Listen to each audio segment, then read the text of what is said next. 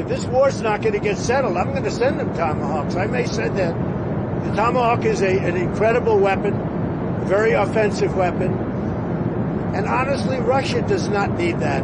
They don't need that. Yeah, I may tell them that if the war is not settled, that we may very well do it. We may not, but we may do it. I think it's appropriate to bring up. Yeah. President Trump indicating during a phone call Sunday that he may give Russian President Vladimir Putin a new ultimatum. According to Axios, he reportedly told Ukrainian President Volodymyr Zelenskyy that if Putin did not resume serious peace talks, then the U.S. would provide Ukraine with long-range Tomahawk missiles. Those missiles would allow Ukraine to strike deep into Russian territory, including in the Russian capital of Moscow. Now, some Republicans say that they're on board with the sale. Do you believe the United States should supply more weapons to Ukraine right now, including those Tomahawk long-range missiles? Absolutely. I want more weapons in the hands of the Ukrainians to increase the cost of the war to Putin, hit his refineries, go into Russia deep, and be able to destroy his oil infrastructure.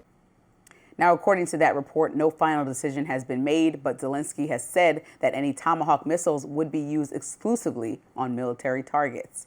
Meantime, Putin said on Sunday in response that giving Tomahawks to Ukraine would be a, quote, completely new, qualitatively new stage of escalation.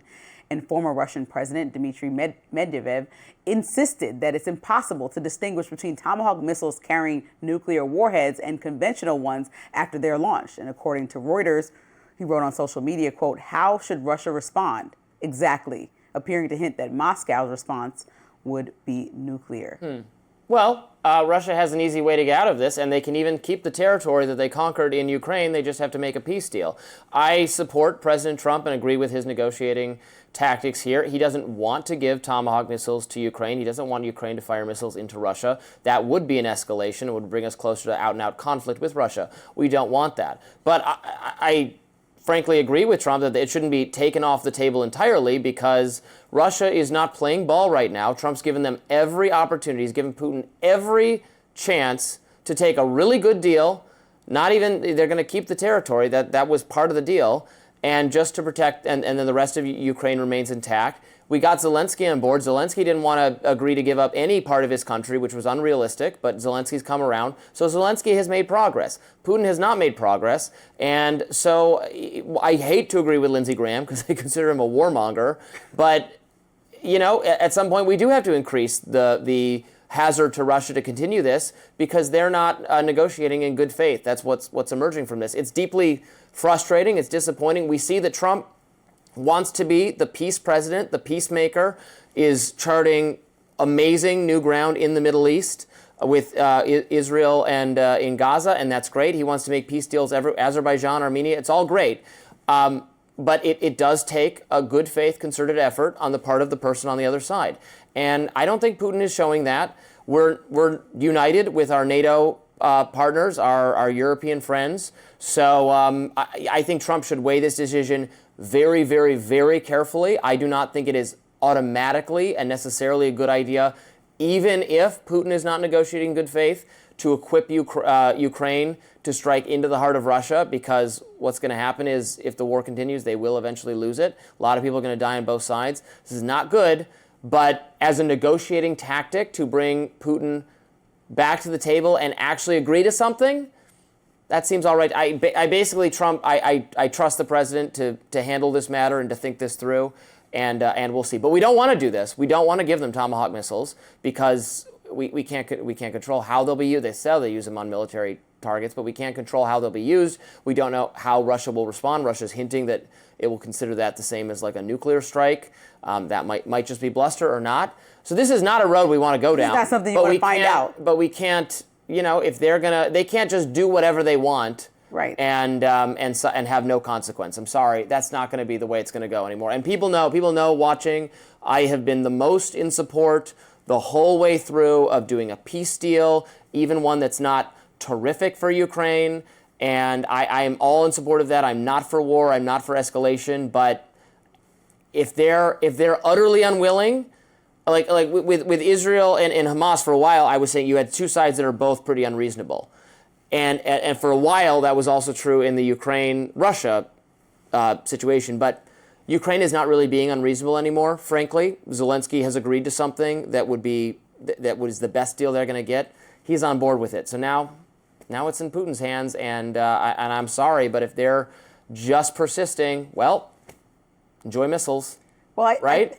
I mean, Russia and Putin are acting relentless. I mean, they attacked Ukraine's power grid over the weekend, trying to completely wipe out the country's energy infrastructure. That's an extreme escalation of the attacks. And this is after President Trump has literally rolled out the red carpet for Putin in Alaska and had that meeting after multiple phone calls where they tried to solve this. And I thought he was right to do that. I supported doing it, but if it's not working, it's not working. There's a clear escalation, and so what we're doing is now going back to basically Biden's strategy, which is to support Ukraine, and the same thing that President Trump condescended. And I don't think this is about to get political. Like, this was the best thing at hand because Putin was never going to cooperate, which many people had said, but it wasn't that you should not try. President Trump tried his own way. It didn't work out. And now here we are. But we're at the same standstill that a lot of people called from the beginning and think that if there would have had 9 months of the president being more aggressive towards Putin, we may have been where we're get right now 9 months ago. When he first walked in, if he came in with the energy and consistently supported Ukraine like President Biden did, perhaps that we would have been further along in this negotiation process. I reject that as this opposed is to further away. Anything like Biden's strategy. Biden's strategy, the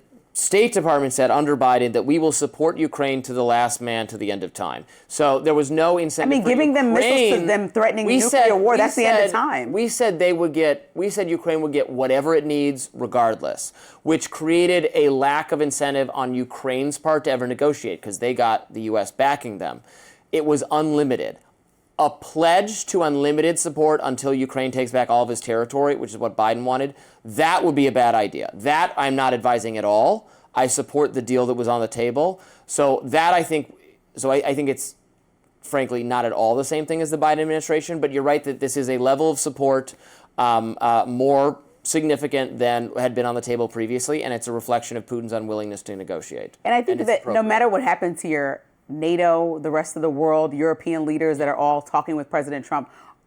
And he got them to step up. Yeah, they're looking at how we respond to this as a unit. I'm talking about in Europe and the U.S. and how we respond to Russia. And kind of this sets a precedent for what the next steps will be if Russia does decide to ever try something like this again. And so every step that we take from now on decides whether Russia tells us what to do or we tell Russia what to do, or if they're at a standstill and we both understand we are superpowers, both with nuclear weapons, and you're not going to continue to bully a place that is so close to our NATO allies that makes them uncomfortable. And so there's no real winning here unless Putin comes to the table and has a dialogue. And by that, like you said, the threats of escalation and supporting Ukraine have to stay firm because that's the only way that Putin will continue to lose money and be incentivized to figure out how to come to a solution. He cannot continue on and fight forever. Even if he wins against Ukraine, it'll be long-standing and he'll just get more territory, but years will go on. Right. And he will be depleting funds that they're not just endless. And we don't want this. We want to make a deal. Exactly. That's what we want.